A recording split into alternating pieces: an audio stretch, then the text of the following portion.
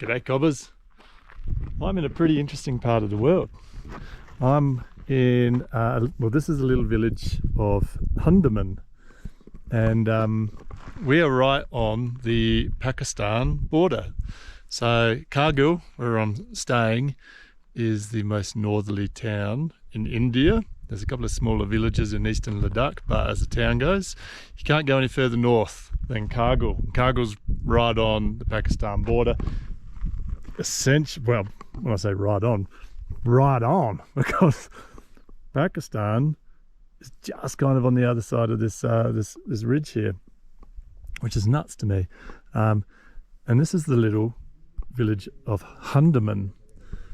Hunderman is now an abandoned village, and it was a very difficult place to live for quite some time during the Pakistan-India wars of the late 60s.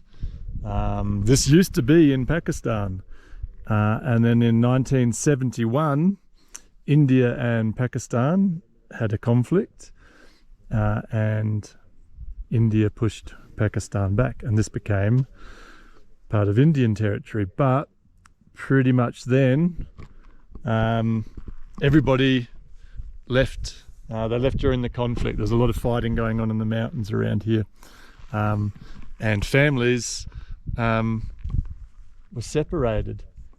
Some of them, for whatever reason, decided to flee to Kargil. Some of them decided to flee into Skardu, which is in Pakistan, and families have been separated for decades. Which I don't completely understand yet why, but my guess is that some decided to move to the Hindu side of things, some decided to move to the Muslim side of things. But let's go check out the abandoned village of Hunderman.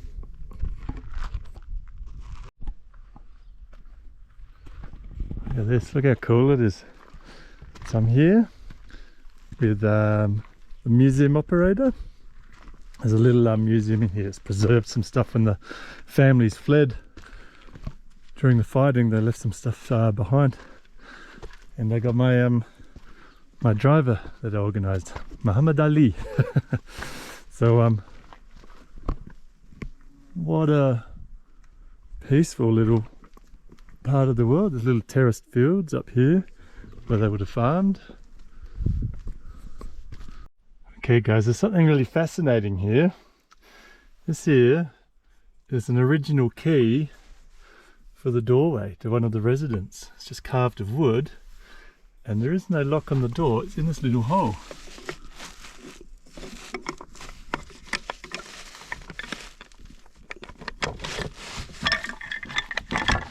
Oh, and it's sort of... Okay, so here's the key here. I don't know, it's hard to see. It goes into the back piece of this wood, and this wood then slides through here, and it locks it from the back side. It's fascinating. I've never seen anything like that.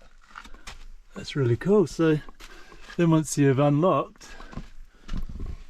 then you go in. This is one of the preserved homes. It kind of turned into a little museum. This letter is my uncle's. This is your uncle's letter? In Pakistan. In 1985? 85. Your uncle, was he living here still? No, No. No, he's gone. And what does the letter say? This is Urdu. English, this. Ah, we have the English over here. Okay. Okay. Did you live here? Yeah. You used to live here, okay. Okay guys, this is the original, not the photocopy of a letter that was written from your uncle to you.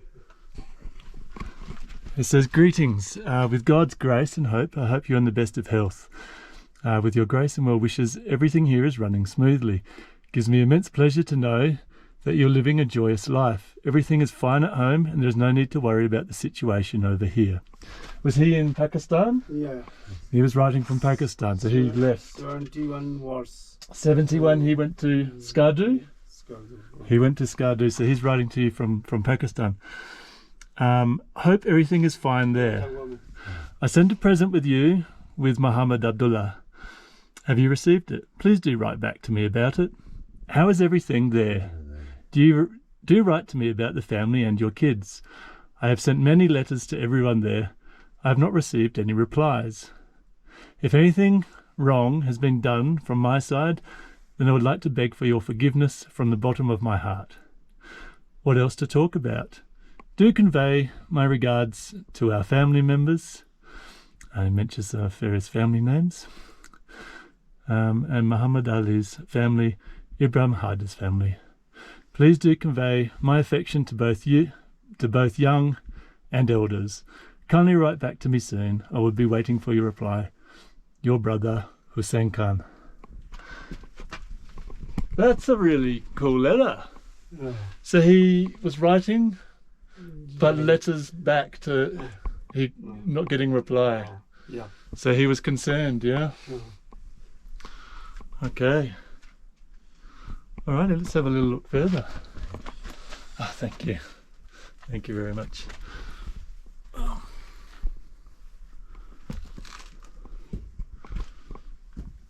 Wow, so this is the main living Yeah. area. This is a 71 war bombs shells. Okay. These are the shells that landed. Oh, thank you, sir. Yeah. Yeah. Okay. So there's a few things. This is a Pakistani military This is helmets, guns. Pakistan helmet. This is a Pakistan gun. Yeah. Guns, water bottle. Yeah, it's like a. Oh. It looks like it should be a rifle that's sawn off, but it's only tiny. I mean, this wouldn't shoot very far. Okay, this is the water bottle. Oh, water bottle. Little water gourd made of leather. Leather. Wow, I mean, again, that's tiny. Like you'd have one sip of that. Ah, this is a big Guns. a big gun. And what is this gun called? Not a Jazeo? No. No. Okay, so they were left behind when they left. Okay, Yeah, these guns. and some more guns. Man, these are Smoke guns. made of wood. Wood. Yes. Wow, I mean 1971, they were fighting with guns made of wood. Yes. Yeah. Okay. 1940. Yeah. 40. This gun would be made 1940. Oh, yeah. Ah, okay, and they were still using it. Yeah. Use it. Okay. Old men. They were old men fighting with old guns. Yeah. Okay. And Shikari. these are some. This is the key. Yeah. Okay, another key. And just some precious rocks from around here.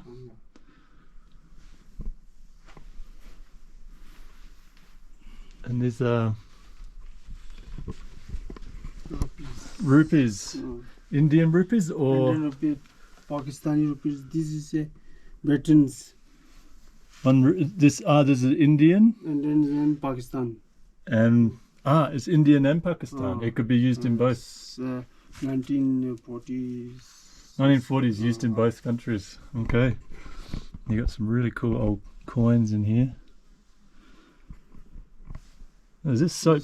Sabun. Soap, shaver. Shop. This is a lighter. Okay. Some light for tobacco. There's For striking. Yeah. Okay, for making fire. Yeah. Yeah, and this is a purse. just a little bag, a little purse for carrying money, or Money. Yes. yeah. Okay. Look at these little old glasses, old spectacles. Yes. I mean, they're tiny. This is glass. Yeah, okay. This is showing. Shaver. What a beautiful old shaver. Wow. Okay. War history. And some small knives. Yeah. Hey, look at the these old bullets in his This round is a arrow. arrowheads. Yeah. They were fighting with arrows in 71. Yeah, yeah. Yes. No, 170, 47s. Wow. 42s. Yeah. Fighting with bow and arrow, Yeah. some arrowheads. Some of them look pretty gnarly. And look at these old bullets Bullets. that they would have stuffed in the end of the barrel, shoved in. Oh, yeah. And they're not round, like they look like they got spikes all over them. I mean, they would have been hugely inaccurate, but they would have done a fair bit of damage. Okay. I mean, I can't believe they're using bow and arrow in 71. Wow. And here's some This is photos of letters. These are eye cuts. people from Hunderman? Yeah. Hunderman. My families. Your family? Yeah. His families, This was your house? Yeah, my old families. all families. Yeah, old family. Fathers, my grandfathers. Uncles. This lady here? This is my grandmother. Your grandmother? Grandmothers. Okay. Is your mother here? Yeah. This lady here? Yeah. Yes. Is your mother? Yes. Okay. And she lived here in Hunderman. Yeah. Hunderman, yes. These are documents, are they like passport? Passport. Yes. There's a passport. Yeah. Passport.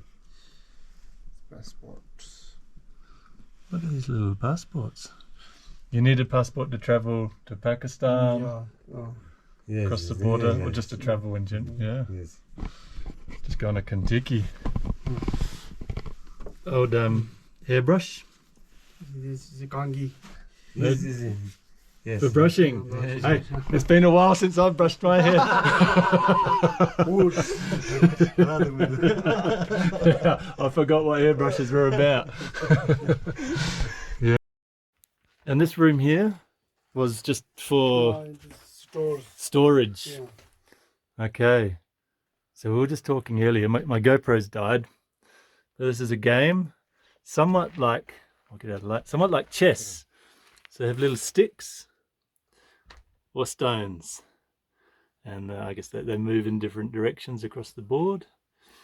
So that was one game, and here's the other one that uses bones, and I'm not quite sure what happens. You have a whacking stick, goat leg bone. Anyway, they used to play games. Winter would be cold and long, lots of snow, and you just sit in and play various games. So we're in somebody else's house, a friend of his, and in this little room that you can see here, he said 10 people lived. So this is the central area. They cook on these pots with fire, and they would double as warming the whole room. And although there was 10 people in here, it was probably made it more comfortable because of the heat generated in the winter time. So they would just sleep in the corners. That room in there was food storage. But there's a lot of old pots, things like that, some old kettles. This is an old, so early on the stoves here, just on the stones, little fire. And just behind here, which you can't really see in this light, sorry, but anyway, there is an old stove here. Thank you. This old stove, maybe a little bit newer for use than just a fire in the middle. But check out the chimneys, just made of wood frame, and just with sort of steel plating. That's, yeah. You put your wood in there for burning, and yeah. Oh, it's okay. Yeah. Oh, okay. So that's an old stove, and this was for churning butter, making the butter up. I got some cool old ladles and things. I mean, people were still using this stuff like until they abandoned the village. Wooden plates, little cups, and he showed me. This is how. Do you want to show me how this worked again? Yeah, turn that one upside down. So when they were hot, put that in there like that, and then you had a little handle. You wouldn't burn your hand. And these are made of like brass or copper. Coppers. Copper. This is wood. It's an old one made of this. Oh, that's really light. Made of wood? Oh yeah. Yeah. And then they moved on to copper. Yeah. Oil pump. Ah, Oil pump. little oil pump. Yeah. Okay. Oil. For your cars. Yeah. Yeah, okay. And he was showing me over here. This was for milk. And there was sort of like an alcohol, like a beer. Yeah. Yeah. Cows. So how to keep them through, but there's some beautiful old plates here. You know, you see these things in, I don't know, in a museum or something like that, and you can't really picture it being used, but here it is. And these guys were using all this stuff until they left in 71. It's well, and here's a traditional old hat. My hat. And an old bow and arrow. Yeah, arrow. Arrow. Arrows. Yes. Yeah, okay. This is for hunting. Yeah. Arrow. How long ago were they using the arrow? Arrow. Yeah, bow and arrow. Yes, arrow. And there's the bow. This arrow is. Yep, and with the string. Yeah, and there's a big one. Big. This one here is Yes. by Odysseus. You need to be strong to pull this arrow. Arrow. Yeah, that's for distance. Okay. All right. Another fascinating little. And look, these shoes. Shoes. These are not woven. These are for summertime. Sandals. Made of leather, by the looks of it. Yeah. Okay. See all the roof, everything in here is all like charred from the central fireplace. I mean, 10 people living in here in the winter probably wouldn't leave here too often. And imagine, like, you know, it's charred the walls and the roof and walls from the fire going constantly. Imagine what it was doing to their lungs. Like you're just sitting in there smoking yourself out. Well, the newer buildings, when I say newer, like they're still pretty bloody old. They're up here, and these little ones. I mean, it was a proper living community. They were self-sufficient. They didn't have to go anywhere for anything. And they were born, they got married, they had their children, and they died here. It's just such a fascinating little place. Alrighty, so there's Hunderman Village with the terraced fields. It would have been like such an interesting place, and to think that this was, well, still lived in. And it was 71 when it was abandoned. I was born in 78. They were living what seems to me such a, I don't want to say it, but like such a prehistoric kind of way of living. But they made all their own butter. They made their own beer. Apricots are pretty famous from this part of the world.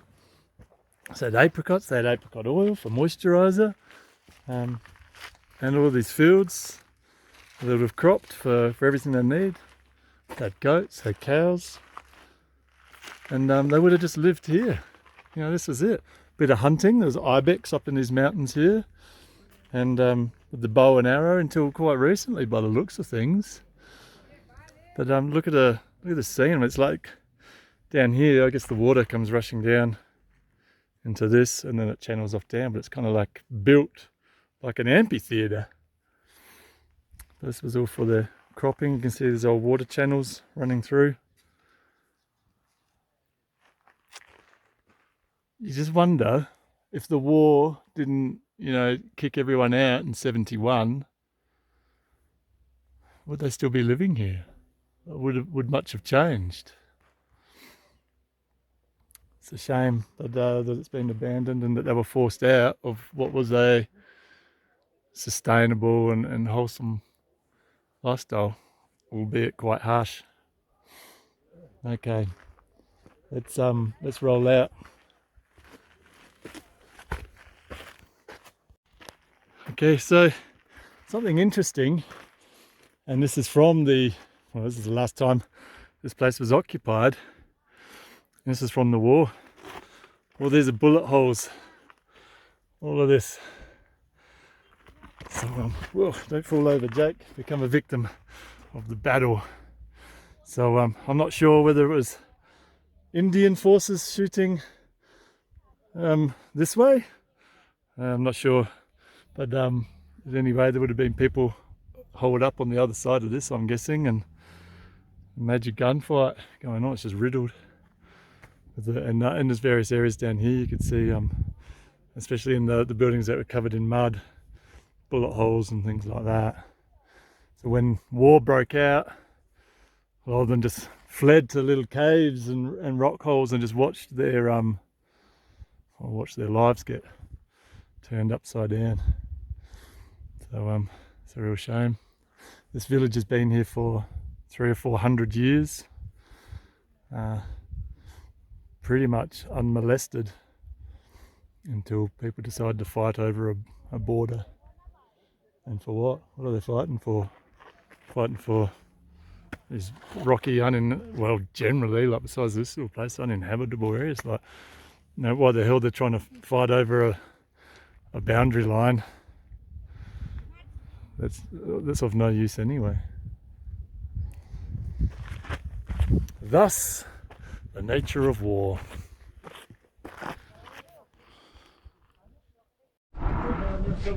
This village here, that's Hunderman. Used to be in Pakistan. Pakistan border was only pretty much on this hill here.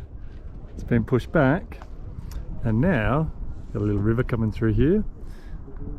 This here, there's a village just here where the greenery is. That is actually in Pakistan. All essentially they did for removing, an entire village that's been there for, 300-400 years. Push the border from this side of this outcrop to that side. They displaced an entire community for one ridge line. This here there's a helipad just here. This is India. This village here is Pakistan. The border is just here, like it's nuts. Just a couple of 100 meters away, there's Pakistan. Yeah, it's so sad to hear that. You know, when fighting broke out, people in Hunderman Village, they kind of went up into the hills here and they just hid. The fighting only went on for about 3 months apparently, and just watched their village, well, not get destroyed, but they watched the whole lifestyle get destroyed. Some family members, and I don't understand why, like in that letter, one of the brothers stayed and he fled this direction into Kargil, into India, and some of the family fled over the hill, up this valley, to Skardu, to Pakistan, just into little villages. Like this village here is Pakistan. His brother went that way, and was writing letters, and that's been the only form of communication. But as you heard in the letter, his brother was writing letters to get in contact, to see how they were, but nobody wrote back. I guess the letters didn't make it. But this is recent. Like, we're not talking they were writing letters in the 50s, we're talking they're writing letters in the 2000s, trying to get in contact with the displaced family members.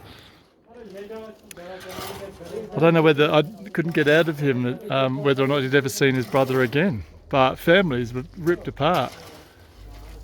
So it's a really sad state of affairs. And now the village is abandoned, and now, well, India owns another rock. So I've got to come. I'll be going, like, if you stick with me, in about a month's time, I'll be going into Pakistan, and I'm going to be coming through the other side to the Pakistan side, because Skardu is only maybe 100, I think, kilometres up this valley.